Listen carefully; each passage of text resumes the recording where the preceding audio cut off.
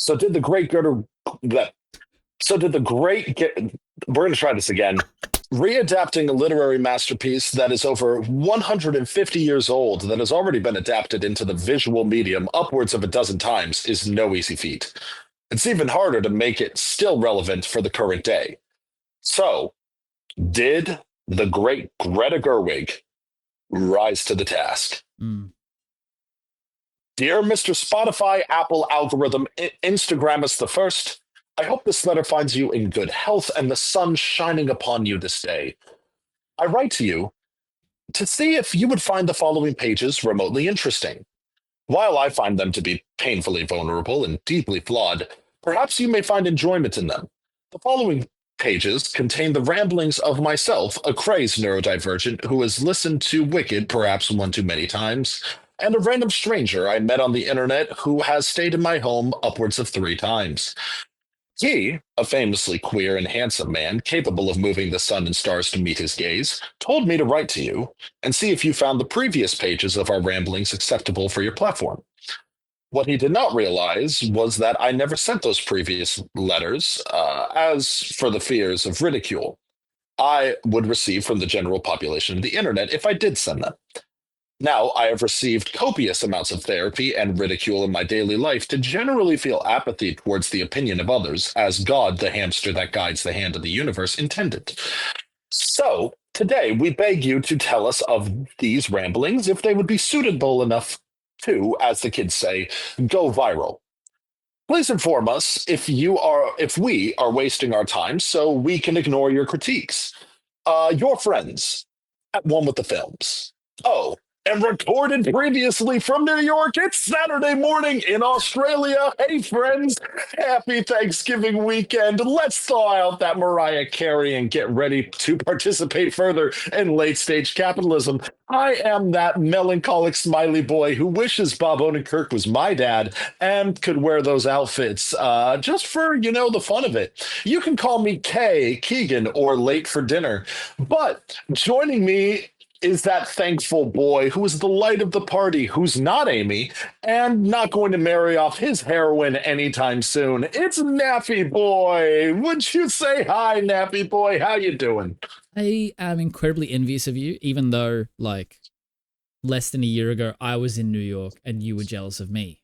That was correct. That is correct. No, really grateful that you're able to make time on your Thanksgiving holiday to come and do this for us. Absolutely. For me, for our listeners. Of course. Getting to watch this movie, so hyped. It's a wicked time. And if you guys are listening as well and watching, we've got Kay on hotel Wi-Fi, so he looks beautiful right now and wonderfully high resolution. However, if we dip, baby, we dip. That's America for you. So yeah, that's America for you. I'm Naf. Absolutely. And a reminder that you can find One with the Films on your podcasting platforms of choice, as well as live on demand right here. Well, not live today, but you can find us there anytime. Typically, we are alive. So, and if you are in the live chat, please feel free to join in the conversation. We always love to hear from you. And if you're listening on demand, don't worry. We still love you, as most of you will be listening at least kind of on demand with this episode. Nonetheless, that being said, Naf, why don't you tell us a little bit more about what we're doing today? Yeah, we are doing a Thanksgiving breakfast. I have my breakfast turkey right over there, which is looking kind of fine. I might be using post-stream for not eating. All right. I'm kidding. So, you know what I think about when I think about turkey? Have you seen the movie Norbit? No. In the movie Norbit, starring Eddie Murphy, there's this ongoing gag about the character Norbit eating the turkey ass. And there's literally a scene where Terry Crews goes into a restaurant and goes, hey, was Norbit here? And they go, no, why was he? And they go, no. And then Rasputia goes, then who was eating the turkey ass? And it just cuts in on a thick ass turkey that he was eating. Yeah, I can see how that would be associated with turkey for the rest of your life. It's stuck in my brain, but nonetheless, we are here for an episode of the Weekly Watch List. And the Weekly Watch List is what happens we're a bunch of friends, namely me and you, with unique and wonderful taste in films, bar, of course, West Side Story. I have tried too hard for too long to finally share and discuss their favorite films with one another. And if you've been around for a while, you already know the shtick. However, for the uninitiated, the idea is that for every episode, at least one person is watching the chosen film for the first time. It's all about having a space for creators to share the art that matters the most to them and then give us a platform to show us all why. We'll give them a platform to show us all why. We are the platform. Sure.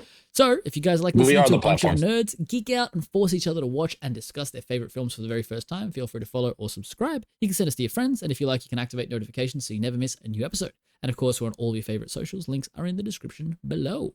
So tell me, Monsieur K, my guest on the podcast, guest hosted more than real hosted.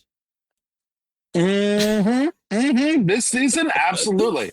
Boy. For fucking sure. No, it's always beautiful to have you. But tell me, well, of course, Mr. K. It's always happy to be there. Yes, tell me, Mr. K, what is a brilliant film that not enough people have seen? Well, it's time to bring more brilliance into your life, Naf, and just to remind you of the quality of cinema that you have sorely been lacking to see because you hate women. And and so absolutely, as canonically you hate women. But nonetheless, we are talking today about Greta Gerwig's masterpiece, the 2019 adaptation of Little Women. And I wonder it's a spicy meatball. It is a spicy meatball. And I'm wondering if you can elevator pitch this for me. So in one sentence or less, why did you choose this film? Well, besides how much spaghetti could fit in it, sorry, inside joke there. But the real answer to your question in one sentence is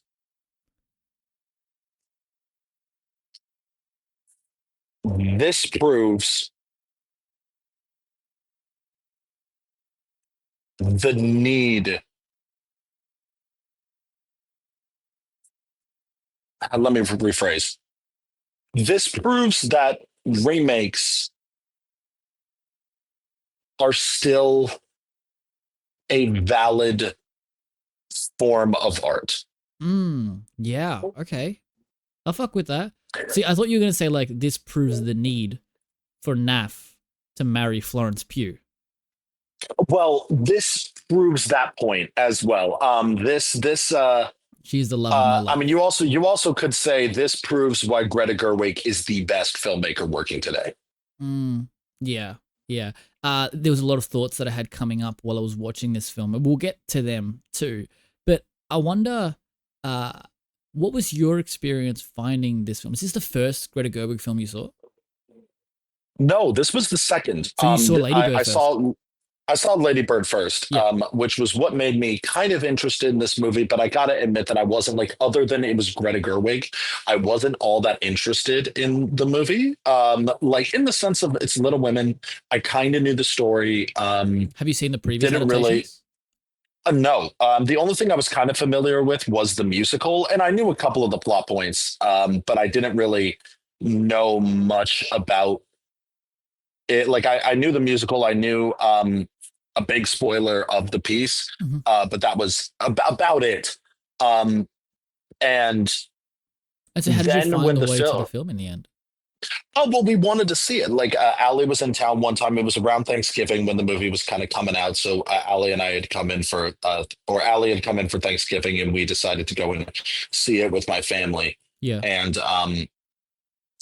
because it just felt like a good movie to watch. And so sat down and watched it, and I just proceeded to be absolutely blown away with a movie that I didn't care about before. Literally just jumped to the number one spot on my list that year. Yeah.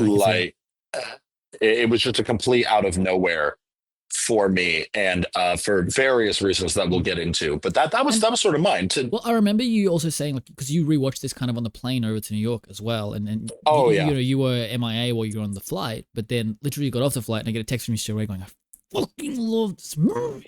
That's exactly how the text read, by the way. And that was the intention. I'm glad you understood the inflection as well.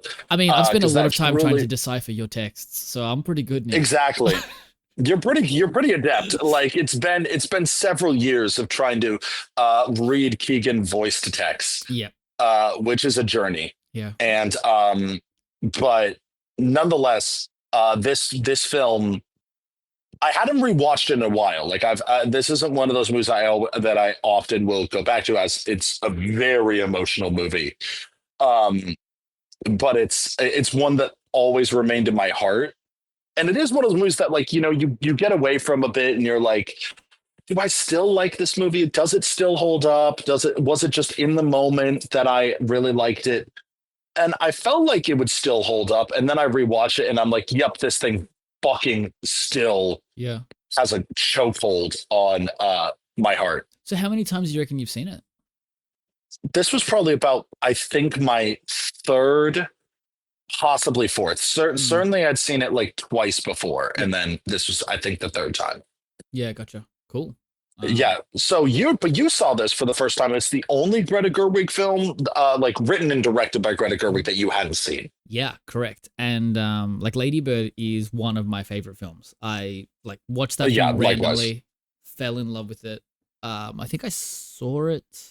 When did I see it? I feel like I saw it like on my flight to like Greece, one of my first international trips. I would have seen that on. But Hmm. I loved that movie. I was like, this is like what? Obsessed. And I loved Greta Gerwig, and this is just a film that I never got to. Like I always knew I was gonna Sure. watch it at some point, and Barbie came out, and I was excited because it's Greta Gerwig, and like I knew Little Women was there, and that it was like beloved by a lot of people, even yourself. I think early on, us talking about films, this is one of the ones that you kind of always wanted to show me, and at some point, it just so happened that like I never found my way to this film, For and sure. as we have this platform to talk about stuff, like it ended up being one of those ones where you're like, we're gonna do it for the show, we're gonna do it for the show, we're gonna do it for the show. And we're obviously now like 3 seasons in, and we hadn't gotten to it yet. There were others that you wanted to show me first. Oh And yeah, there were so many others that I needed to get through first. yeah, yeah. And now we're here. So at a certain point I kind of like, no, I'm just gonna wait. I'm not gonna watch it until it's time for the show. Yeah. That being said, it built up a lot of pressure for me internally. And I was a little scared going into this. And it actually took me 3 attempts to watch and get into it. The first night, Hmm. I started it like earlier this week, and my mate was coming over, and I was like, "Come over, let's watch Little Women. Like it'll be cool." We were playing basketball that night, and so the plan was like, "Let's watch a bit of it, go to basketball, come home after, and finish it." Yeah, and it's really hard to build up the kind of vibe of this film and stay in the moment and then It's go and it's play it's a tough. a high contact sport and come home and go, I'm ready to get back into my like calm dreamy nature. So I couldn't pick it up. And then it went from there to going, all right, I need to pick it up the next night. I'm hanging out at my girlfriend's house, and I'm like, I'm just gonna pick it up where I left off, and I'm sitting there, I'm just like, this isn't grabbing me. And I picked it up where I'd left off. And I was like, nah, I'm not doing this. I'm gonna stop. I left it, and I got home the following night, and I started the film again from start to finish. And I sat and I watched the whole thing. Yeah. Yeah. Yeah. I will say it is. We'll get into it. And the only gripe I have is like, it is one of those films that, and you know me, typically I am a start the movie, maybe put a pause, watch it the next night, just due to the way my schedule is. And typically that's fine for me. This is one of those films that I'm like, I feel like you have to watch in one sitting. Yes. Uh, because also the way the editing is Mm-hmm. and the amount of attention you need to have to when things are happening Mm-hmm. is incredibly important, and it's not always obvious. Like they have a really good subtle way of differentiating, but at the same time, that is the one critique I can have with this film. Is as brilliant as the editing is, it does take you 20 minutes to like get used to it. Yeah, yeah, you're exactly right. And I think that's what it was too, because I think by the time that we went to basketball, I was like, I wasn't quite like fully in yet. And even on the rewatch, I was Yes. rewatching it, and I was like the other night, I was like, oh, I don't know what's happening inside. Why am I not like ah? And then it starts moving, and I was like, oh yeah, I'm in. But Yeah, it does exactly. kind of like a slow start, So what I would say It is to does. anybody else who switches it on and starts it and goes, not really my thing, just stick with it. It's obviously it's a long film. It's like 2 hours, 10, 15 minutes, something like that. But yeah, absolutely worth it. Well, we're gonna get into the Well, conversation in depth as well, but absolutely. I was I've going to put together say, some but fun facts. well, please. I was going to say, if you have any fun facts, Nat, please lay it on us because If I there's a lot of fun facts with this movie. Yes, and I've put together a few of them, and I'm really keen to see if I've covered most of the ones you think. But please feel free to add more at the end as Hmm. well. But Absolutely. on a budget of merely 40 million USD, this film brought in 219 million USD worldwide. It was written for the screen as well as directed by Greta Gerwig, and the film was adapted from the novel of the same name, which was originally published in 1868. The film has been adapted multiple times over the years, firstly as a silent feature film in 1917, which was lost to time. There are in total 6 film adaptations, 2 Japanese anime series, 9 TV series in the mid to late 1900s, 2 Broadway plays, a ballet, an opera, and 2 modern TV adaptations, 1 in Korean and 1 in English, starring Maya Hawke. So to say it's beloved would be an understatement. The film has 2.4 million watches on Letterboxd with a 4.2 out of 5 and 118,000 people having it as one of their 4 favorites. On IMDb, it holds a 7.8 out of 10, and the film stars many well-known names, including Saoirse Ronan, Emma Watson, Florence Pugh, Eliza Scanlen, Laura Dern, Timothée Chalamet, Meryl Streep, and with a cheeky Bob Odenkirk cameo in there as well. Not what I expected at all. It features Absolutely. it features music by the immensely talented Alexandre Desplat, who has been nominated for his work 348 times, according to IMDb, and that includes 11 Oscar nominations and 2 wins. His work in Little Women earned one of his nominations, and speaking of Academy Awards, this film was nominated for Best Picture, Lead Actress, Supporting Actress, Adapted Screenplay, Costume Design, and Original Score, and it won for Best Costume Design, and that was for Jacqueline Duran. Now, originally, Emma Stone was cast in the role of Meg March, but due to scheduling conflicts with the movie The Favourite, she actually had to drop out, and then Emma Watson came in to replace. So, funnily enough, Emma Watson was originally cast as Mia in La La Land, and Watson had to drop out for Beauty and the Beast, for which Emma Stone came in instead. And get this, 48 hours after turning in the rough edit for this film, Little Women, Greta Gerwig went into labour. She was actually pregnant the entire shoot, and she hit it so well that nobody knew that she was pregnant. She ended up being 6 months pregnant as well when she went into labor. That's insane. Yeah. I think there was another film we did a few weeks ago that also had Julie Lamar. Lamar, right? Crazy. Yeah. It's weird that it happened twice. 2 pennies. 2 pennies. The 2 pennies. Now, the film was shot in Massachusetts, and it was shot on 35mm stock, and that is based on advice from the king, Mr. Steven Spielberg. So Greta Gerwig went to him and asked, how do I make a period piece with natural lighting? And he looked at her, pulled his glasses down, and said, 35mm, and then walked away and made the travesty that is West Side Story. This film and its critical success made Greta Gerwig the first woman to have directed 2 movies that were nominated to Best Picture. And that happened across 2 years, 2017, I think, Lady Bird, and then 2019 for this. And the second woman to do so was Jane Campion, and she got her flowers only 2 years later when Power of the Dog came out.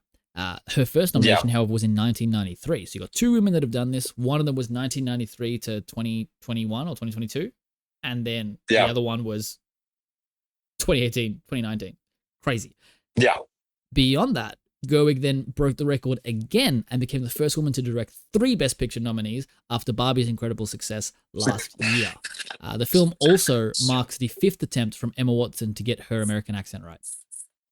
That was funny. I didn't read that until like now, and I was just like, we have our notes for each other as like for viewers who listen. We have the notes in the document, and we try not to read each other's shit, like unless the other one asks. And so I was just reading that. And I'm like, that's really funny. That's really good. One tiny correction. I think your fact is correct, but Greta Gerwig wasn't the first person. It was Catherine Bigelow actually for both Hurt Locker. For now, I believe Greta Gerwig is the only person to have 3 nominations. Like given IMDb, why are you Barbie's, lying to me? Catherine Bigelow's a weird one for a lot of people. Like for some reason, she gets kind of glanced over in a lot of ways. She was the first woman. What was that? Is she related to Deuce Bigelow? No, I don't think so. She did The Hurt Locker, Zero Dark 30, and both of those were nominated for Best Picture. And she was the first ever woman to win Best Director. Hell yeah. But anyway, two also movies of mine that I very much enjoy. But to your point, Greta Gerwig is the best working director right now, in my opinion. Or at least I'm gonna say one of the most interesting, like one of the most that like I just think that her artistry, there is something about her movies. Again, she feels to me like the closest we have, like maybe except for like Denis, it's the closest we have to another Spielberg right now. Yeah, I get you. Um, uh, but one little note, the only other fun fact, you did get my other fun fact, which was the fact that Emma Stone and Emma Watson swapped places for roles. The fact Yeah. that Emma Stone was originally cast in this movie, and the same thing that happened with La La Land And to put a for Emma thought out Stone there, happened. Go yes, ahead. that was the correct decision. I I go back and forth in rewatching it. I think Emma Watson was better for this part. I think that it was one of those things where I could see Emma Stone playing this part, but it would have been a very different. Mm-hmm. I think that Emma Stone would have mirrored Saoirse Ronan too much. Yep. Like I think it would have been kind of repeating the same beat. Yeah. Like, funnily enough, I could see Emma Stone in the role of Joe. Yes, definitely. Like a younger Emma Stone would have absolutely killed it as Joe. Mm, mm. But the only other thing I was going to add to your fun facts was Greta Gerwig to get the proper reactions out of people when they were doing the dancing scenes to like waltzes and things, especially when it was more of an upbeat dance. It wasn't going to give people the right vibe. And what she wanted to capture was how the music that was playing in this, and the way that she puts it is like when you heard like a waltz come on, it was like, oh my God, yeah, fucking Mozart, let's go. Like it was actually at that time, like as silly as it sounds to us, that was like a jukebox. Mhm. So like you had modern shit. And so what she did to convey that was she would play like Nirvana or the Beatles or some like she would play a modern music to get people's attention and to get people to give the proper feeling, Mm. which I thought was very cool. It's what gives the movie that feeling of authenticity in behavior rather than because again, it's I think a lot of people will just be like, oh yeah, waltz. We see it as very much, or like a waltz or a tango. Like we see it as kind of these very particular images in our heads, but that's very different for those who actually experienced it. Mm, mm. Yeah, You for know? sure. Yeah, I get you. It's funny how that uh, like it's so funny to think about all those years ago that being the reaction to somebody playing that song. You know, it's like Yeah, I walk on the street exactly. and some buskers playing like Noah Khan, and I'll sit there like sticks these up, fuck yeah. And it's like Yeah, they would have just had like some random quartet there, and they would have been like, oh my god. it would have been the same deal. Exactly. And that's the thing. But do you want to, before we launch fully into it, do you want to launch into the spoiler alert? Yes, sir. So we don't have any spoiler-free conversations here. We're talking about the film with the intention that Mm-hmm. you've seen it. So we're not necessarily doing a play-by-play. But yeah, watch the movie. If you haven't seen it, it's always cool to, go back and come watch this later after you've seen the movie. But if you haven't seen it, then hopefully we kind of finally convince you to make that leap as Kay did with me. But if you do want to know what film Exactly. to watch in advance so you can come prepared for next week, links are in the description for all of our socials. So you can check us out there. And if you listen all the way to the end of today's episode, we'll also be revealing our next guest right here, as well as our next film. And that's going to be a really interesting one with a really cool returning guest. So Oh yeah. let's get right into it. Now, I really wanted to talk about like the kind of the casting here and the cast in general, and more around like their Oh yeah. performances themselves, because everyone is so unique here, and it's a big task asking Florence Pugh to play two versions of a character, one which is 13 years old and one which is 20. Yeah, well, I mean, the fact that you had to ask all of these people to play roles that were like you're seeing them at one age Mhm. and another age, but also in a way that like the costumes and makeup had to reflect that. Like, and it's just, but in the subtle ways. Yeah, So, what did you react to this cast? Like this whole cast, like everything about it, yeah, how they played it. Like it's such an eclectic cast of it people. is. Yeah, and it's funny because I feel like Florence Pugh was the one that stood out to me as me being like, what? There's even a scene where she's at school getting in trouble, and it's like an adult surrounded by children, Yeah, and I was like, for sure. that was actually the moment where I texted you. It's like, how old are they meant to be?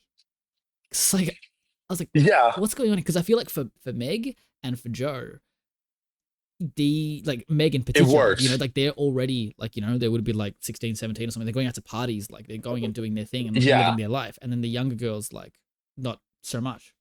Um, and so that one was really interesting to me. I was trying to figure out like what's happening here. But like it seems like she had a lot of fun playing that part too, being able to be a kid, being like, the teacher hit me, And Timothée Chalamet that. always Oh looks my God, young, yeah. so like he'll always suit. It's like that Tom Yeah, Holland Timothée almost. Chalamet, it's like you don't have to worry about you, bud. Mm, You're always going to be for a long time, you're gonna be able to play these kids. yeah, yeah, Like you're gonna be clear into 30 and still able to play like early 20s. yeah, And pretty much. But like Saoirse but Ronan has this vibe, you know, yeah, like everything she touches is magic. she is it's kind of I think there was a TikTok sound that went out that was about movies and it was like whenever this motherfucker shows up in a movie, you know it's gonna be a banger. And Saoirse Ronan is absolutely one of those actors that's Mm. like the minute you see her in something, oh yeah, this movie's gonna be good. Yeah, exactly. Like it was one of those, and it's particularly after seeing her for the first time in Ladybird, like everything that she does, I'm kind of drawn to as well. Like I want to see what she's doing, you know. Oh yeah. Yeah, because she's just like so cool, She's like so cool, and it's funny. Especially if her and Greta are doing it together. Yeah, exactly. Which I hope that they do something soon again. Hmm. Mm. Um, Narnia, please. oh, that wasn't you doing an Australian accent. I thought it was like a bit No, that was just me saying Narnia, please. like Narnia. No, if I was going to go Narnia, that's going to be more Narnia. Oh my god, when did you become South African? That's true. I'll just say I'm going doing a South African accent when I'm just trying to do Australian. Yeah, it's killer. It's killer. No, but yeah, like I love Timothée Chalamet in this. He's in there doing Oh, Timothée he's Chalamet great. things. This was again in a point where before pre-Dune 2, where I'm like, Timothée Chalamet nails Timothée Chalamet pretty well. Mm, Like Timothée Chalamet does everything Timothée Chalamet does great. But it wasn't like it's not too much of a stretch. It's nothing that's like really out there for him. Uh but at the same time, you don't need that for this. You just need Timothée Chalamet to do his thing for yeah, this movie. yeah. I think I can see how like people would look at him and kind of be like, "I does kind of the same thing in every film," and it's like I feel like I see him with so much like variety and range. Like even if you look at his character on like That's true. Ladybird, it's like he's Oh, the so guy she different than wants, this. and here it's like the one he doesn't. And obviously, like I think he does have like a lot of range, even though I feel like usually you kind of it's confusing too, though, because I feel like you kind of you know what you're gonna get when you go into a Timothée Chalamet film to some extent, but it is Yeah. always like different from the last film. Does that make sense? Oh no, for sure. You're absolutely. It's like you know what to expect, but they're all very subtly different. Mm, And but to that end, and you were talking about like Saoirse Ronan earlier. Laura Dern, I think, is incredible in this movie. She breaks my heart um so much throughout this movie. And like her whole scene about I am not patient by nature, like that whole goddamn scene is just spectacular. Mm. Um I feel like that's one another that oh yeah, go ahead. that Continue. that scene stands out to me as well because I found that at the start, Laura Dern was kind of taking me out of it. I felt like everyone had this Mm, performance that felt like natural. And when she would say stuff, I was like, it almost felt like I was watching a stage play, you know? Like it's a different vibe watching a stage play versus watching a movie. And at the start, I was yeah. like, she doesn't seem like she fits in this movie. I've got these girls just like having a little vibe and the mum kind of like spouting out these lines that feel like really like self-righteous or like, come on, girls, your father's going to be home soon. And I'm like, what are you doing here? Then we get here and this hits so much harder because I'm realizing, well, yeah, she has to put that on. Like she's playing the part of mommy. This is yeah. Yeah. Like, you know, where she's like, oh, do come in. Don't worry about me. I love baking in the middle of the night. And it's like, who the Yeah. fuck talks like that? And the answer is Yeah. nobody. And she knows. And so I ended up, Nobody, including her. yeah. Like it's It's like, I'm not patient by nature. I was like, oh, yeah, this is good shit. oh yeah. Well, and also it's like she has to be mom, Mhm. but she has to be the strong one because dad's not here. And she can't really confide in the kids because she needs to kind of keep them out of it. Yeah. Meanwhile, she's also one of those incredibly good-hearted people that you can't help but like that can't help but help people. Mm. And it's just it's spectacular. But as you were saying, like Florence Pugh, this was the movie that I felt really solidified her. It earned her an Oscar nomination. Yep. Was that her first? But this was a movie because this was her first Oscar nomination. I don't think she's been nominated since. I'm sure that will change soon, but for something again, she's just that good. But this was what because this was the same year as Midsommar Yeah. and things like that. So this was kind of the year that made Florence Pugh. Mm-hmm. I read that And she started filming this just after she finished filming Midsommar, and she was saying that this was like therapy for her, like that she got to do this mhm. after doing that. I was like, yeah, you kind of need that. It's like a Oh yeah, Jennifer Lawrence talking about doing like Mother, and then being like, oh yeah, mm I'm out. I need to go do something fun. oh yeah. Well, and that's what I think really. But like Florence Pugh's performance in this, there's some moments that I cracked up laughing in the theater, and there are times where Florence Pugh just perfectly plays, and this is kind of a nice transition into the directing side of things because I think that there's an aspect of the directing and the staging that I really admire in how Greta Gerwig did this. And this kind of also will tie in with the adapting a classic, which Mhm. we might have to bump up higher in topics because I think it's a good umbrella topic. Is she perfectly plays like with a lot of her female friends. I'm sure that you have a lot of female friends also. Well, I mean, you had sisters and stuff like that growing up Sister. and things like that. Like, well, I guess you had sister. Um, Besides you're being my second around sister. fair, absolutely, I am your spiritual sister, and it's the thing about I was in a lot of theater growing up, which obviously very like female dominated. No, and then obviously I had a sister, but it's like seeing this, there were just so many nuances of like, I don't know how you could have put that into a script or told somebody to act this because this is just so authentic to that experience that it's like the weird, you know how like on TikTok people will say the guy pat down before you go out, like universal experiences of the pat the pockets to make sure you have everything. Yeah. It's like we don't discuss that. It's just it is a thing that you just do. Yeah, it's It's kind of a holding water up similar. to your chest and then dropping it. Exactly. It's that vibe. And it's like the my feeling is that this film does that so much, which is the performances. Like, I love, one of my favorites is when Timothée Chalamet just enters the house, right, for the first time. And you're just seeing this chaos unfolding. Like, Emma Watson has her foot, her ankle, they're wrapping that up. Um, like Saoirse Ronan's yelling, trying to get stuff for her. Laura Dern's explaining why the house is a mess, and then just Florence Pugh just looks up and just, "Hi, I'm Amy," and but just such a young girl in love. Like, such a, I mean, it's all of us, right? When we have crushes at like a young teenage, it's like the, I like mean, that's me I now love when I this have crush. That's person. me when I look at my girlfriend now. I'm like, It's great. I never grew up like that's me as well, and but I love the that's follow up me with from my that crushes. on I think it's like the second or third flashback. We're like, what are you doing? She's like, I'm making him a mold of my foot, and I'm like, Foot, yeah. can I get one of those? I'm kidding, guys. I'm I kidding. I'm kidding. I thought, unless it's real, and then it's like, If she I'm offered, I'd kidding. say yes. That's all I'm saying.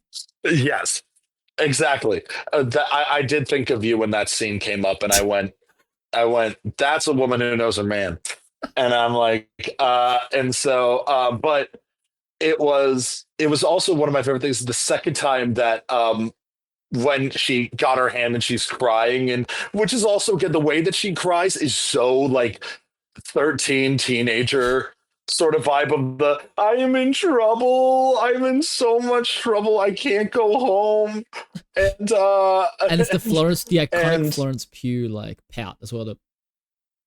She always yeah, does.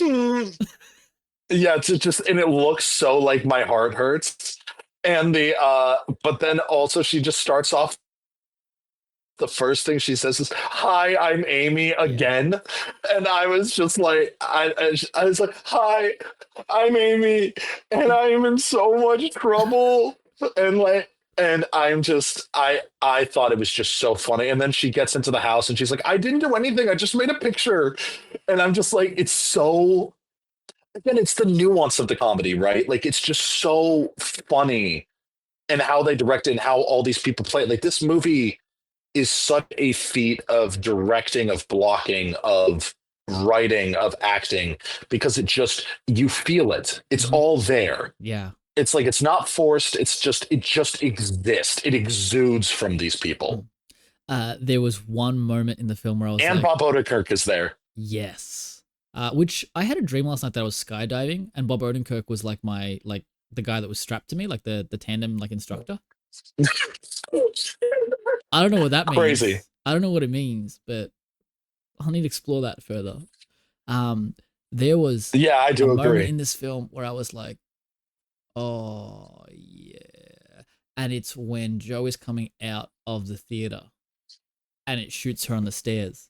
And then it comes back and it's like, oh, that was a mirror. And you turn around, see the guy come out, and it comes back up to her on the other side. And I was like, oh, Oh, yep, yeah. That yep, shot, actually, yep. that shot was very like Spielberg, like that's what it felt Oh, like, yeah. like Oh, we're yeah. moving through a scene and you don't even realize that we've gone what generally would be three separate shots that we've just done as one. You have like three different setups. You have to see like it's a masterclass in blocking. It is, Yeah. it's a dream.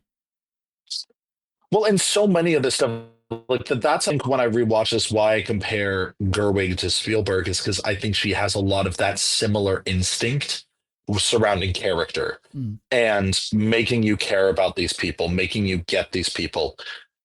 Even to the point where I went, still probably one of the hardest scenes to watch for me in possibly all of cinema is Florence Pugh burning her book. Oh man. What, like that moment of, as a writer, going, especially at that time where it's not like, oh, you're erasing some of that, it'd be like someone erases your entire document and then empties your recycle, and Yeah. just being like, I have no backups, I have nothing, that was the only copy. It's And gonna be me it's when just we're writing a script, and I'm gonna be like, He talked to me funny today. I'm just gonna delete this one. Just remove it from the cloud. Bye. just destroy it. Yeah, And then I can't come over and just beat the shit out of you like yeah. Saoirse Ronan does. You wouldn't even know how to find me if you showed up in my country. That's true. I would, but like, especially if you change addresses, I would be fucked. Yeah, and I change dresses all the time. I'm kidding. Well, Nice. well.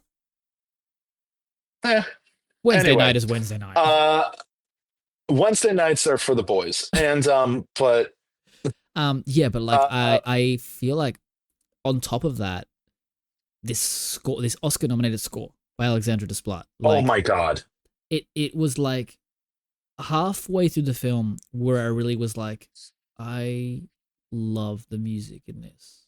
I love it. yes, I me am too. like obsessed with this. And like it obviously it's like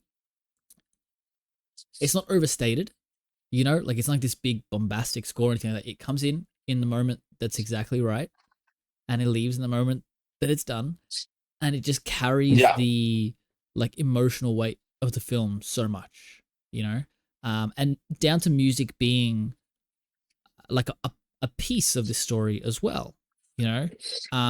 We have Beth, who's very yes, musical, and you know, there's the Beth storyline is heartbreaking, and it comes from like like these little moments, and what really broke me was Joe walking back to the house where they were having the wake for Beth, yes, and Mr. yes. Lawrence was outside. He's just standing outside, and he's like, Chris Cooper, man, I can't, Chris Cooper. I Well, can't. Chris Cooper also plays that role so well, right? Like, and I think Greta Gerwig writes him well because I'm not sure how he is in the book, but I could see that character coming off as a creep, like coming off as like, oh, you have an infatuation with the youngest member here. Like, in a lesser filmmaker, I feel like that person would not be handled with as much thought and care Mhm. as she does. And you're right, like that moment where he's just is outside and he's like, enter, I Yeah, can't bear the thought of entering that house where she's not there. and it And also it just shows also like Saoirse Rowan as well, because she the way she just like gently grabs his arm and they walk in together.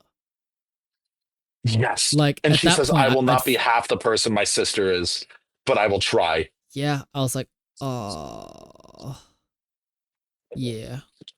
Oh my God. Like I'm getting chills And thinking about it now. you're right. It's those moments that are written so beautifully for Mr. Lawrence and Beth. Like they don't have a lot of scenes together when you think about it. Like they really don't have Yeah. much, but everything they have matters. You know, like her walking over to the house, one house to the other, and it's just shot from a distance, and you just see this tiny little human walking from point A to point B, and she walks in, Yeah. and this huge empty musical room, and this huge piano, and this tiny human just goes and sits there and just starts playing.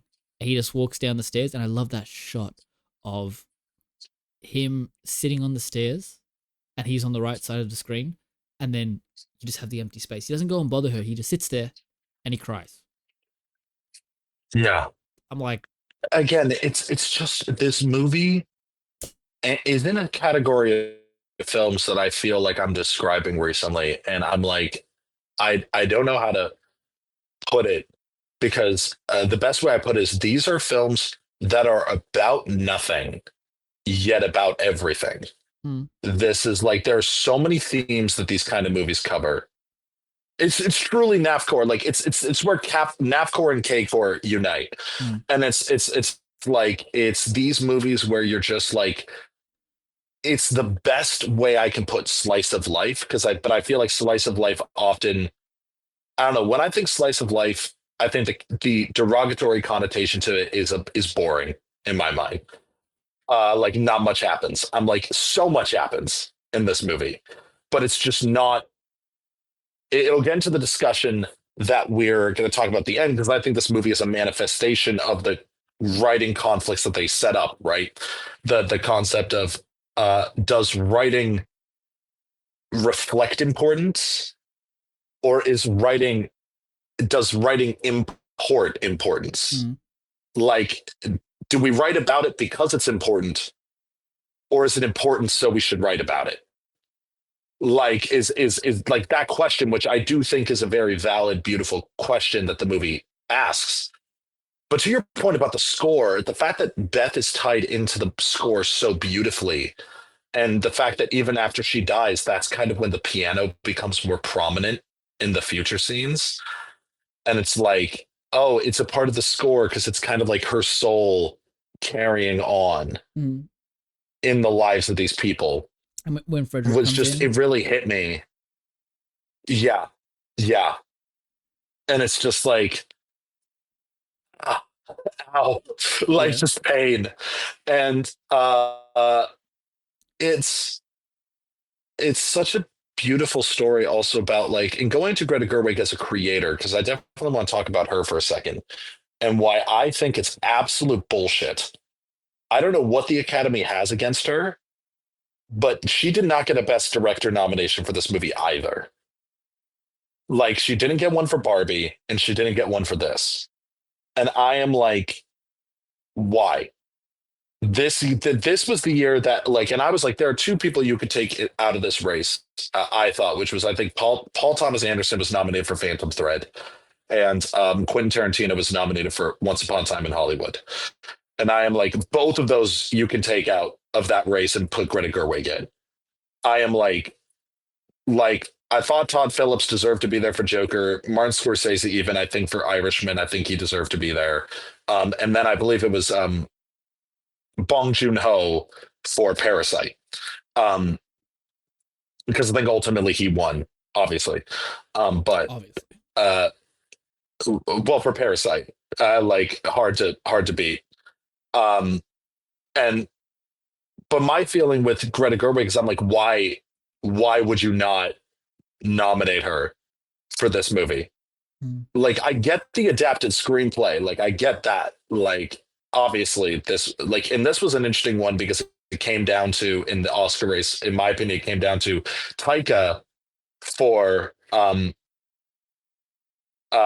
Taika for Jojo Rabbit and Greta Gerwig for Little Women, and I'm like, both are such great adaptations because Taika took the true definition of adaptation, of being like, this is the craziest way you could have told this story.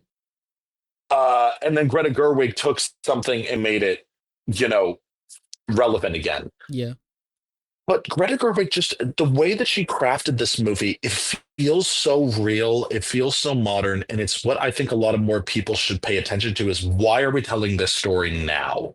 Why are we doing this? Not just to make money, not just because it was in the works and we finally got to get it out of development, but like, why are we telling this story? What does this have to say? And I think that she found that within this story, and just the authenticity that she brought to these female dynamics and this very, female centric story. With, you have this kind of tomboyish character, but you have other people that reflect different aspects of femininity, and you have such multi-layered characters that all have such drastic different personalities. You have the wonderful scene that was actually, the reason it's in the movie, was because Meryl Streep suggested you have to talk yeah, about I did read the this. whole economic prospect scene, was a Meryl Streep idea, and uh, it's, you needed it because you needed Mhm. to emphasize this is And what female rights were at this time. I saw that like Meryl Streep come up with that idea like on set, and Greta Gerwig wrote that scene on set and gave it to Florence Pugh on a scrap of paper like an hour before they started shooting, Yeah, and she killed it. And it's and it really was her interesting. Oscar clip. Yeah, it's really interesting what you were saying before as well, because I feel like um, reading into the production for this film, the studios wanted an adaptation of this. Like, to my understanding, it wasn't Greta Gerwig going and going, I want to make this, I want to do it, this. it was not. It was gonna be made and it was in development hell, and somebody else was writing, and then they were like, can you just write this? And then Lady Bird came out and they were like, you could direct this as well.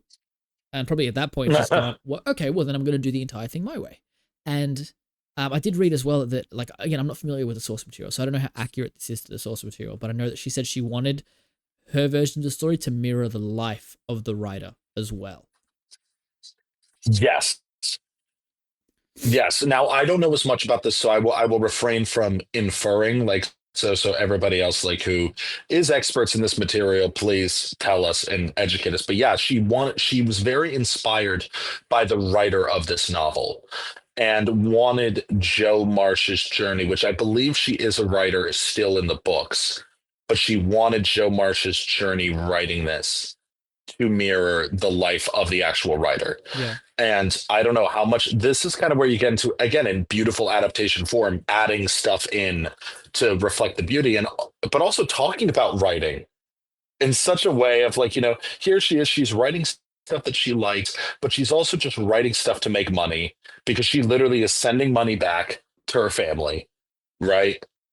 And, and it's interesting because even like Florence Pugh is admitting, like, it's kind of interesting what this film has to say about the art, right? You have like three people in this film that I think reflect, I guess four that reflect the arts, right? You have Emma Watson, who is a person who, like, Saoirse Ronan is like, you're such a great actress, you could have been a great actress.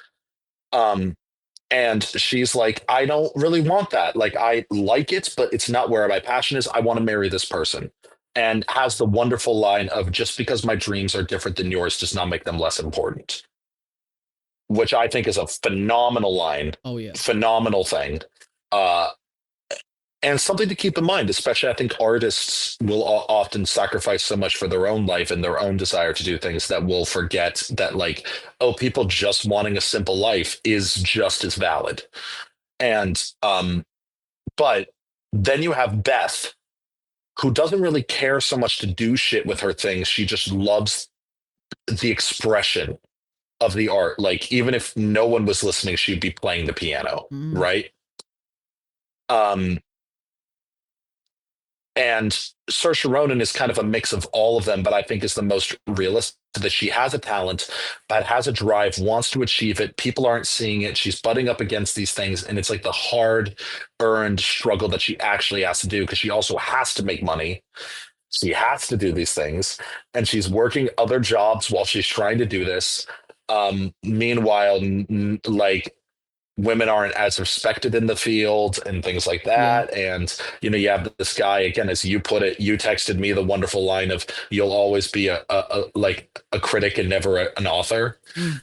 And, but It's she is, but she also doesn't know how to take that criticism, right? Like in that scene, I love it because he obviously has a language barrier, but he is being honest because he believes her work can, like, is great. Like, I love his line of like she's like, the world will forget who you are, and he's like, I'm sure they will. Like, I'm sure, like, that, no doubt, you are correct. yeah. And he's not claiming that he's better. He's just saying that he thinks that she can do better.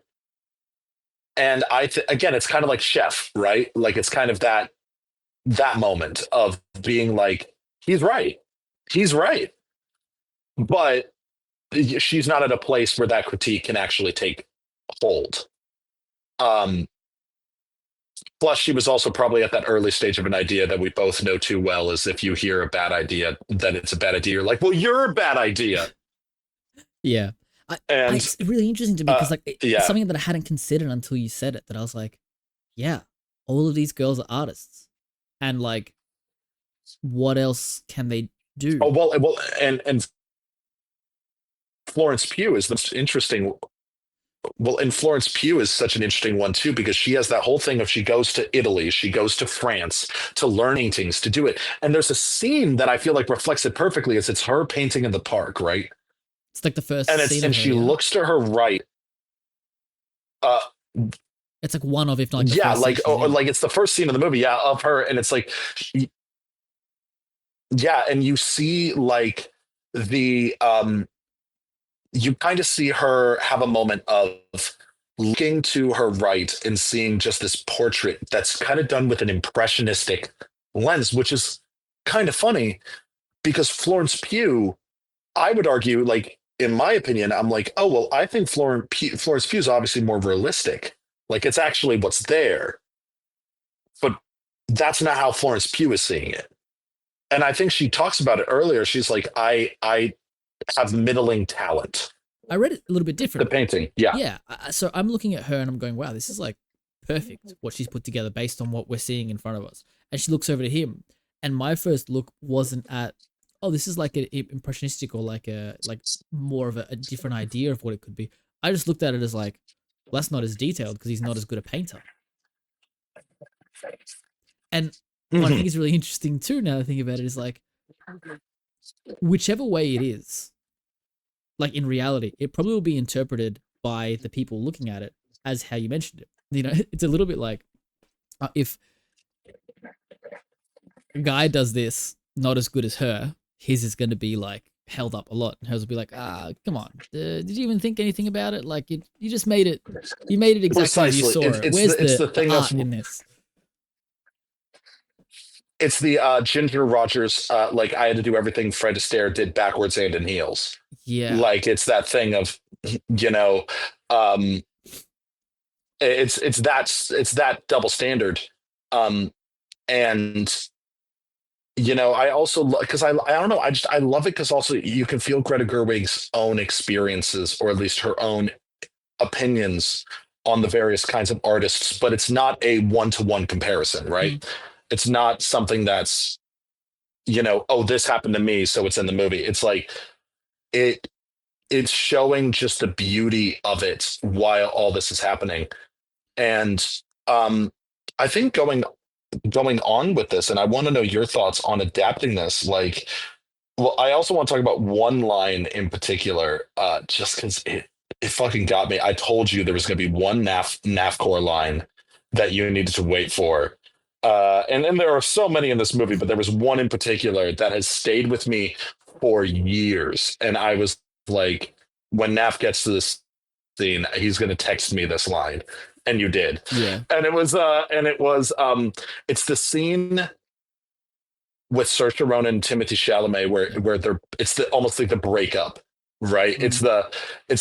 It's no use, Joe. I love you. I have always loved you. Like it's like this is what people have expected from me. This is what my parents want from me. This is what everything is happening. Like, why can't we have this, Joe? Why can't we just do this? And she's just like, I don't want this. I don't want like I don't. And then she says like, and it's funny because I think at the beginning she does bring up very solid points, but it's also one of those things of like an avoidant attachment style, right? Where you're kind of like, I don't think that I think you do love this man, but you're not ready to admit that. Mm. But I also think that maybe she doesn't. Like in my this watch this time, I'm like, I think she does love him as a friend, but I don't think she knows how to love. And I think that it comes down to the line that she says towards the end, where she says, "I want to be loved," and it's that thing, right? Like with exes that we have of um like our love life is not going where we would like it. We want something, and it's even like the polyamory stuff, right? Like you want this aspect, but you're like, exactly why that thing didn't work, and your points have not changed. Um, but you end up getting to this point and you're like, but I really want to feel loved. I want to have that. And I know this person would give it to me, even though I know the relationship wouldn't work out. And you're like, well, maybe this person wasn't so bad. Maybe I was just, like, or maybe this thing wasn't so bad. Maybe we should just get together, maybe that it'll like be fun or whatever. Mm. And obviously that's like inauthentic. And it's like the Laura Dern thing is like, but do you love him? Do you love him? But then my favorite line is with Timothée Chalamet. And this was the line that I thought you would quote, which was when she's talking about, I don't think I will ever love. And then she's like going on as to all the reasons why, like maybe I'm just not meant to love. I'm never going to marry. I'm never going to do this. I'm never going to do that. And then he goes, no, I think you will, Joe. I think you're going to find somebody and you're going to love them with all that you have. You're going to fight for them. You're going to die for them because that's your way. That's how you love, Joe. And I'll watch. And that line of "and I'll watch" in the theater, I went, That is one of the greatest lines I think I've ever heard. Just the so much is said in 3 words, Mm. and I'll watch. Just that's it. Like you conveyed everything it feels to love somebody who doesn't love you back the same way. And you're like, this is what's going to happen Yeah, for the rest of my life is I'm going to watch this person that I loved fall in love with somebody else. That will never be me. yeah. And It's wild. That like that rocked me like crazy. And one of the things that like one of the reasons why is I wrote this in my letterbox. I was like, I lived this. I've had this conversation, you know? And I was like, oh, that was not yeah, something that I thought I was going to be like thinking about. I haven't thought about this in years. And I was like, oh, that hurt. yeah, for sure. I was like, that hurt, you know? And Yeah, the follow on absolutely. of that, I think that there Absolutely. like it's really hard not to talk about like the craft in films. Like the edit is phenomenal. Naturally just going between times, but I think particularly as we're leading up to like losing Beth and those scenes of like, you know, she's getting better. You know, Oh my Joe God. Yeah, wakes I up think and I know she's the part you're gone. going to They talk go about. downstairs and she's there and they're happy. And then she wakes up, she's gone. They go downstairs and the mum is there on her own. And I was like, and the whole time I knew what they were doing. I knew it, you know? Um, it's Same like, shot. Same shot. It's kind of crazy because I mean, I've felt this in my own life with losing my mom, that it's weird how in our life there are times where it's like almost like a miraculous recovery. It's like almost like the best of times. This one best that you guys had. And it's a beautiful memory. And then it's the next, which is just this tragedy moment. And it's just I felt that the movie did such a great job of doing both and in using the dual storylines to almost be like it's the climax of both of those stories is this moment where things turned all right and when things went to shit. yeah. And it's heartbreaking And that those moments mirror one another. yeah, exactly. And I thought that that was just so beautifully conveyed and beautifully handled. Mm. um And I think that, like, are there anything, other things you want to say about the vibes? Like Well, like anything that you're. in particular, there was one thought that kept coming to me when I watched this movie. And I Mhm. was just like, I feel like when I watch something by Greta Gerwig, I feel like she perfectly encapsulates like a dream or a memory. Yes. This film, it feels like a memory, you know? Hmm. Um, and like something that you just like think back on, you go, man, like that's how that happened, you know? And I know Oh like it yeah. just like it was really beautiful. And at the same time, it just yeah, like it broke my heart because I'm going, this is just like a family. They just want to be together. And again, in terms of like Beth, you know, she was always the one that was just like, oh, so long as we're together, like I'm good. I don't need much. I don't need anything, you know. Um, Yeah. but yeah, I think it is interesting that they all want something. They all have a dream, and like, I mean, even that's like Meg's story. I thought was going to go in a completely different direction than it did. You know, like when she goes, "Yeah, I'm tired of being poor." I was like, "Oh, that sucks." And then by the end, they like kind of come good on it. It's like, no, like you know, he's going, it's okay, do it. You deserve to have the nice thing. And she's like, I can't. Like, I did for us instead. I sold it. Like, we're going to be okay. And they just sit and it's like, I'm like, oh, mutual sacrifice Yeah, and it's a not mutual ritual sacrifice. sacrifice, which is what I'm used to. It just, Yeah, well, which is Midsommar. yeah, it like, I loved it. It's a really, really great recommendation. Um, yeah. Well, thank you, toss sauce. But the uh, getting down to it, this is kind of the discussion I want to have with you for as long as the Wi-Fi will allow me to, which will probably be about like 5-10 minutes. But I wanted to kind of go to the question. I wanted to almost present it again as a question. Give your thoughts. I'll give my thoughts, and we can kind of wrap up. But the question that they ask in the movie that I think that they poignantly reflect, which is, you know, does writing does writing about something make it important, or does writing reflect importance? Mm. It's the question they have at the end of the film, and it's a line that I texted you too. Like, writing them will make them more important. And I like the line that follows where Joe goes to Amy, "You're like actually pretty wise," and Amy Yeah. claps back with, "I was always wise. You were just too busy noticing where I was like failing to notice." Noticing my flaws. Yeah, I was like, oh, bro. It's kind of the be curious, not judgmental Mm, kind of idea yeah, of I've always been this, you just didn't know. yeah. Uh, And and I think that like that line really like stuck with me. The writing them will make them more important, because that's exactly like how I felt about it. It's, I think, the consistent experience of a creative is, well, who's going to want to see this? Who's going to want this, you know? And yeah, it's the James Cameron of it. Like, I want to see it. Like, I'm making it because I want to see it. yeah, As I feel like it absolutely is, writing them, making them will make it important. But I think also there's a really interesting, like, we've got this moment with the producer, the publisher, sorry, and how he's like, "Oh, I don't, this sucks. Nobody's gonna like this." And his daughter's coming up to him, being like, "You're publishing this, right? Like, where's the rest? yeah, Where's the like rest? what?" And that kind of moment of realization of like, "Oh shit, like, no, this could be good." And then he still tries to stooge her in the end. Oh yeah. Well, it's such a funny thing with that moment because that was what I resonated with the most, which was, I also love that, Saoirse Ronan has this moment where she has that scene with Laura Dern and talking about how lonely she is, and she's having this, and then she has this moment of I'm going to confess my love to Timothée Chalamet.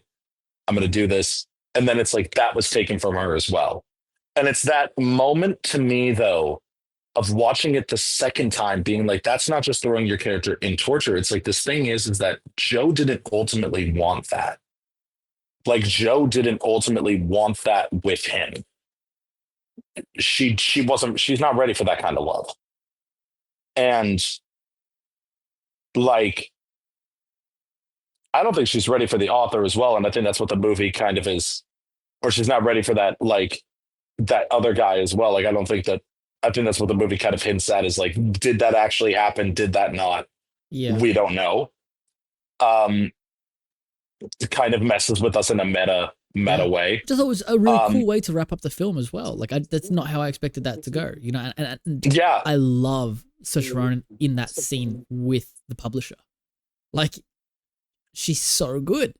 Oh, and No, that that line seems of like if I'm something I gonna would like sell to out own. my what was that? Like, about the rights, like these rights. That sounds like something I would want to own. He's like, "I'll give you 500 Yeah. for it." She's like, "No, I'll keep the rights." But yeah, I think you were gonna say another line that I really loved.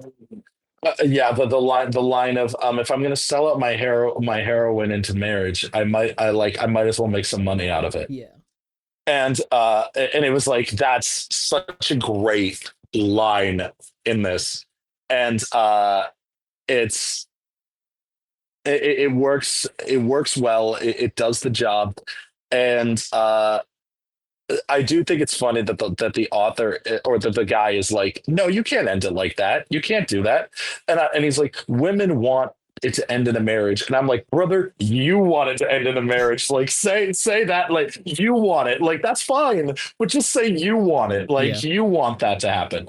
But it's I did. I also love the line that happened in the scene beforehand. Two of them. It was one of Bob Odenkirk's best dad moments of what a wonderful chap. I bet he would make a nice friend for me.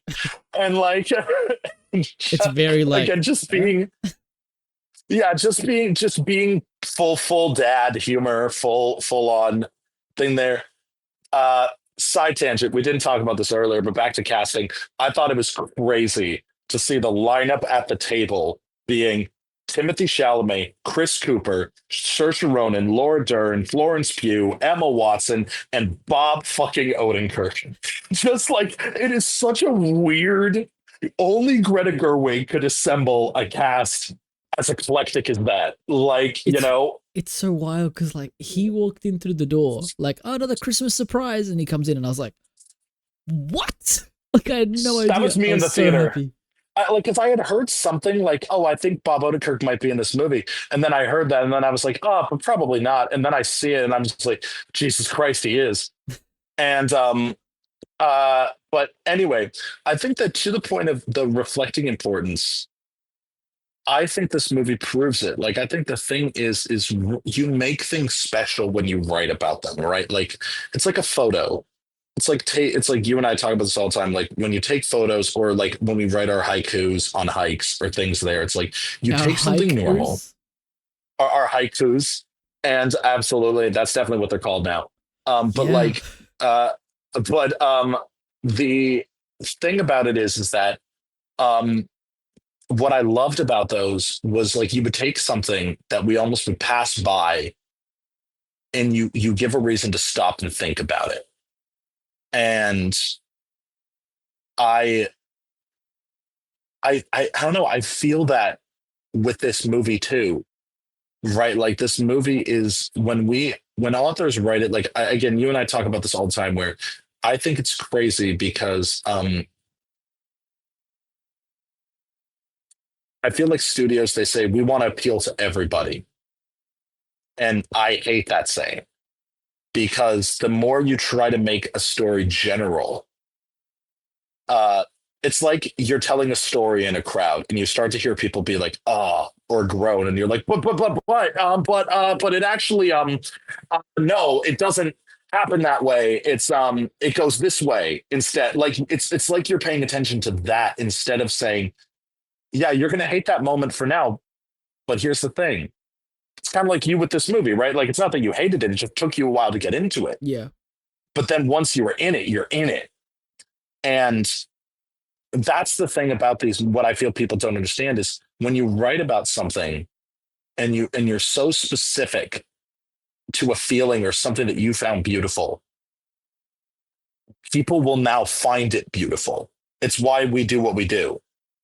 And I think that the world is made better when people talk about things in a way you didn't expect it to be. Mm. It's kind of like in a different way, but Timothée Chalamet has another great line, which is, never in my life did I think I would be hopping in a carriage to help Joe Marsh chase a man, but I like it. And it's one of those things where I'm like, I feel like that's the equivalent of watching a movie that it's like, never in my life did I think I would be crying over a Little Women adaptation, but here I like it. And Yeah. I think it's funny as well because obviously the scene prior to that is him being like, um, it's like, who is this man? Someone told me who this man is, and it almost is giving a bit of like jealousy, like what's going on here? yeah, yeah. Who's this guy? Who's this man? Yeah. Uh, but I love it so much, and I love that whole thing of it. But yeah, so like closing thoughts. Give me your thoughts. Uh, I mean, I loved it. It's another Greta Gerwig film that is in my favorites. What's going on there? Oh, he's There we gone and go. he's back. Sorry, no, I got you. I'm here. You're Uh, sideways. sorry. There we go. There we go. Um, And yeah. now So I'm I back. Yeah. I loved it. I loved this film. I think it was a fantastic recommendation.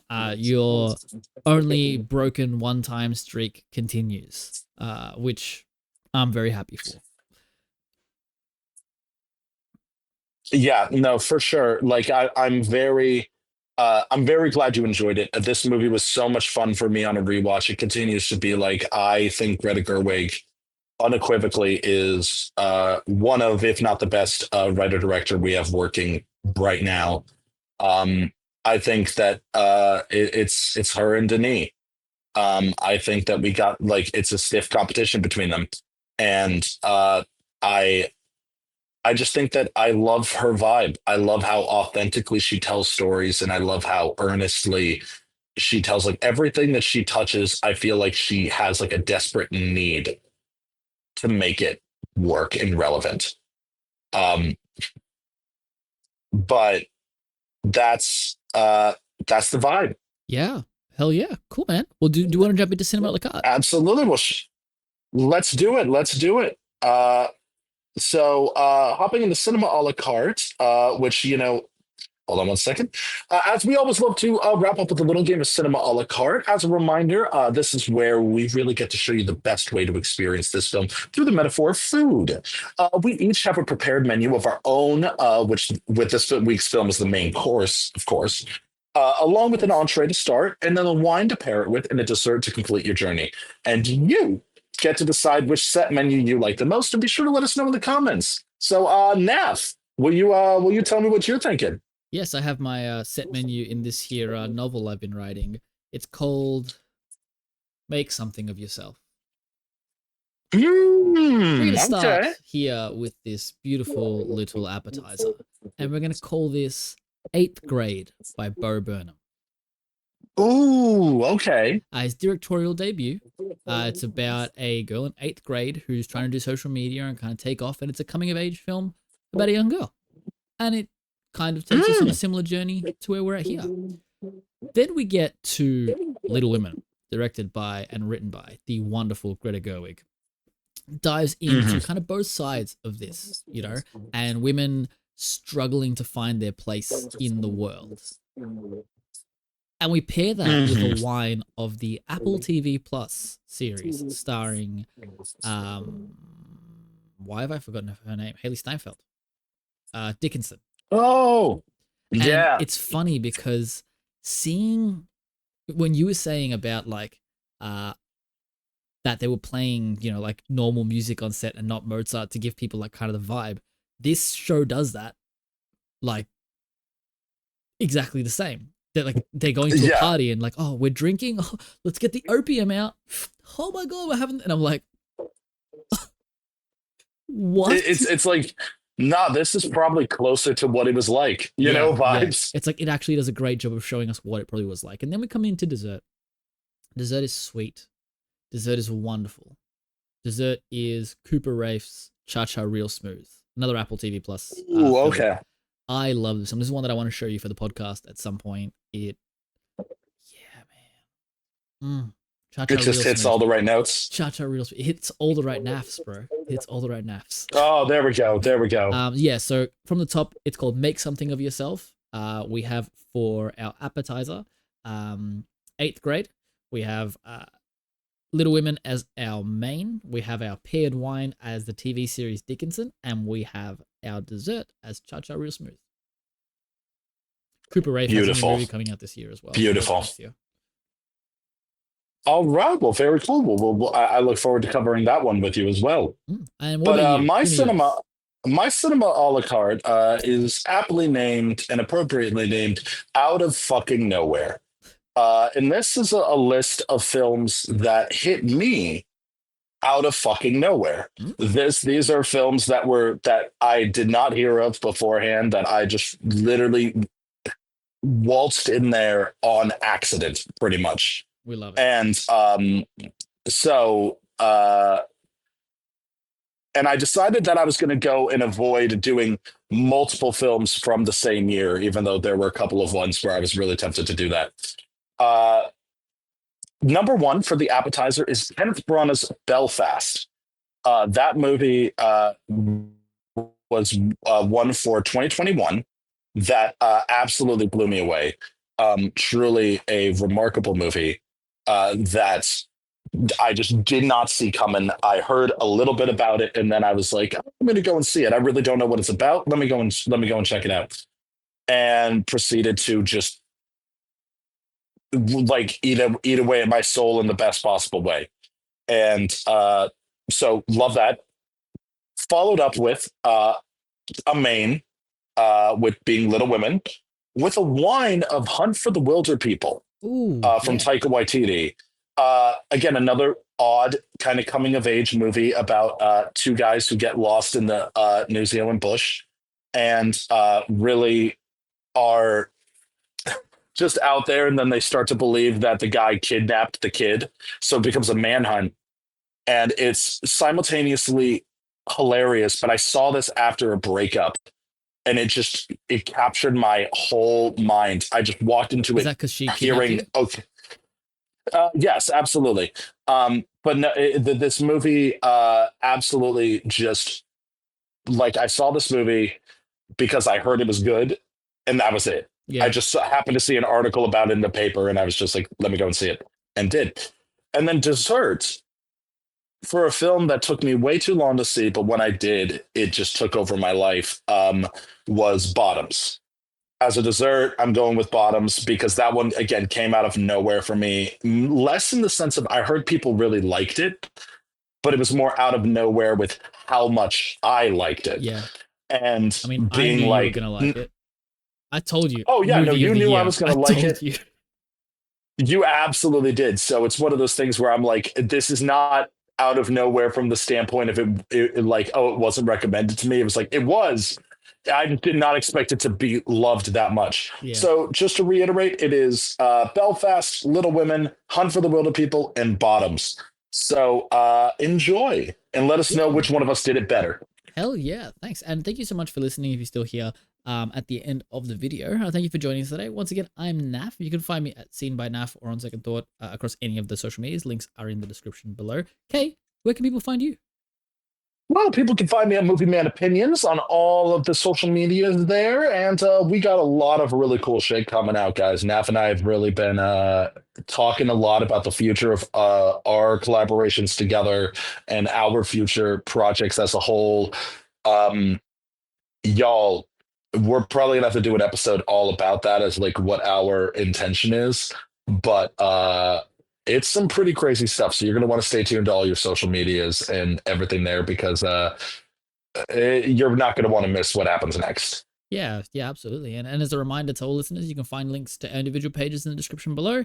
And there's a Google form you can fill out if you have a specific creator or a film you'd love to see on the podcast. So you also can find one with the films on Instagram, TikTok, all of your favorite podcasting platforms as choice. But now, as promised, because we always love to deliver on our promises, feast your eyes on the next film of the weekly watch list. And we'll catch you guys there next week.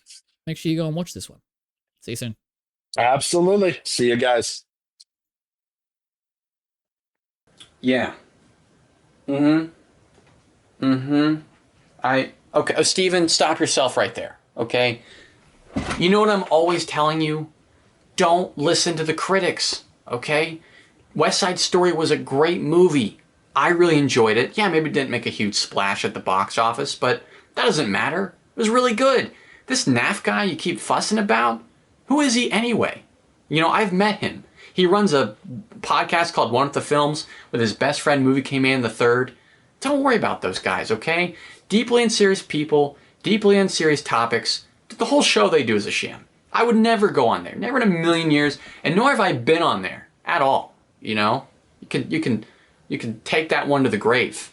All right, Steven, you know what? You're gonna get back out there on that UFO movie set, and you're gonna kick ass. Okay? Exactly.